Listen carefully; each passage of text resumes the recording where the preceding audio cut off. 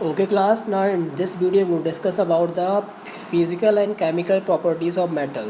मतलब मेटल्स की प्रॉपर्टीज़ के बारे में डिस्कस करेंगे। फिजिकल प्रॉपर्टी क्या होती है, जो एक्चुअल में बाहर से आपको महसूस होती है, बाहर से जो देख के आपको लगता है जैसा कि मेटल होते हैं। तो पहला इनका कलर क्या होगा, ये जनरली ग्रे और सिल्वर और येलो कलर में, ब्राउन इन कलर में, इस कलर में मेटल्स मिलते हैं। लस्टर मतलब इनकी चमक। मेटल में प्योर स्टेट प्रोसेस में शाइनिंग प्रोसेस होती है, यानी प्लैटिनम जैसे कि जिसकी ज्वेलरी बनाने में हम यूज़ होते हैं, और ये लेस रिएक्टिव होता है वाटर से। ये लस्टर मतलब चमकीला होता है। डक्टिलिटी मतलब ये किसी भी वायर के अंदर आप इसको फिट कर सकते हैं, जैसे कि कॉपर की वायर बनती है, एल्युमिनियम की वायर बनती है, इसके पीछे इसकी डक्टिलिटी प्रोसेस काम आती है। अब नेक्स्ट इसका है, हम देखेंगे ओवर हियर। तो टेक्सचर, इसका मतलब टेक्सचर कैसा होता है, जल्दी स्ट्रॉन्ग और हार्ड होता है, मतलब मजबूत होता है। मेलेबिलिटी मतलब ये हैमर और पीटने से इसका साइज आप घटा भी बढ़ा सकते हैं, इसको मेलेबिलिटी बोलते हैं, जिससे कि किसी चीज़ को ठोकने या पीटने से उसकी साइज को डिक्रीज और इंक्रीज़ कर सकते हैं, यानी घुमा सकते हैं।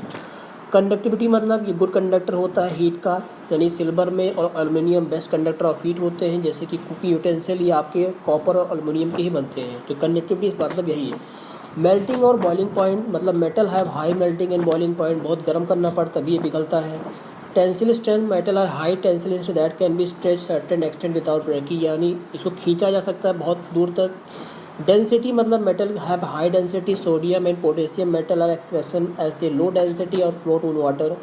मतलब सोडियम और पोटेशियम ऐसे मेटल हैं जो कि पानी में अगर फेंक दोगे तो तैरेंगे, क्योंकि मेटल तो भारी होता है, पानी में अगर आप फेंक दोगे डूब जाएगा। लेकिन सोडियम और पोटेशियम ऐसे ही मेटल हैं जो पानी में तैरते हैं, और बाकी मेटल पानी में डूब जाते हैं।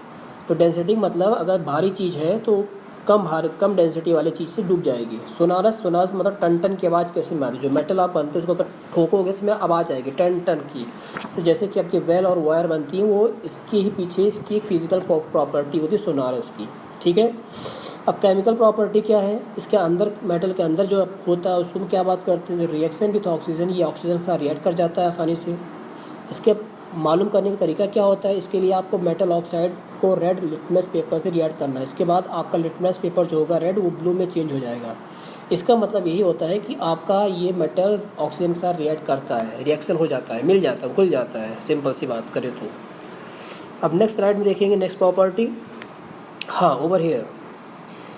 अब यहाँ पे लिखा है एक्टिविटी नंबर 1, इसमें लिखा है कि ऑक्सीजन के साथ मेटल कैसे रिएक्ट करता है। तो ये एक्टिविटी आप पढ़ सकते हो, उसमें लिखा है। अब रिएक्शन विथ वाटर, क्या मेटल पानी के साथ घुलता है, तो metal react with water and form metal oxide, पानी के साथ भी घुलता है, जिससे कि बन के मेटल हाइड्रोक्साइड बन जाता है। एवोल्यूशन ऑफ हाइड्रोजन गैस, ठीक है, ये केमिकल इक्वेशन है कि ये पोटेशियम है, ये वाटर है, 2 वाटर लिया मिलाया बन गया पोटेशियम हाइड्रोक्साइड प्लस हाइड्रोजन भी निकलता है। ये केमिकल इक्वेशन है, ठीक है।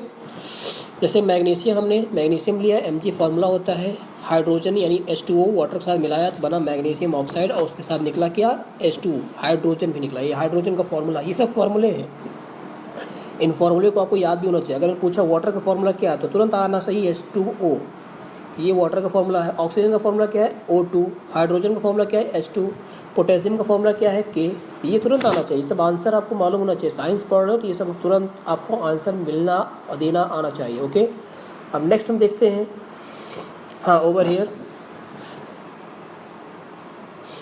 Okay, so reactivity with the dilute acid. अब एसिड के साथ मेटल का रिएक्शन कैसे होता है, reaction of metal dilute with acid, dilute acid to the reactive salt with the evolution of hydrogen gas होता है। जैसे मैग्नीशियम मेटल है और डाइल्यूट एसिड मतलब हाइड्रोक्लोरिक एसिड, ये एसिड है, इसका फॉर्मूला HCl होता है। मैंने 2 हाइड्रोक्लोरिक एसिड मिलाया तो इससे बना क्या, मैग्नीशियम क्लोराइड बन गया और हाइड्रोजन निकला।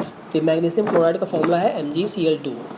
ये मेटल है, इनका सल्फ्यूरिक एसिड साथ मिलाऊंगा तो ये प्लस बनता है, इन दोनों को मिला रहा हूँ, इनको मिलने के बाद क्या बनता है, जिंक क्लोराइड बनता है प्लस हाइड्रोजन निकलता है। ये केमिकल इक्वेशन है, ठीक है, ये याद होना चाहिए। एग्जाम्पल के थ्रू अगर पूछा तो रिएक्शन दिखाइए किसी भी मेटल का एसिड के साथ, तो आप लिखोगे मैग्नीशियम का दिखा दो हाइड्रोक्लोरिक एसिड के साथ या सल्फ्यूरिक एसिड के साथ। ये फॉर्मूला रिएक्शन आपको राइट करना आना चाहिए, याद होना चाहिए।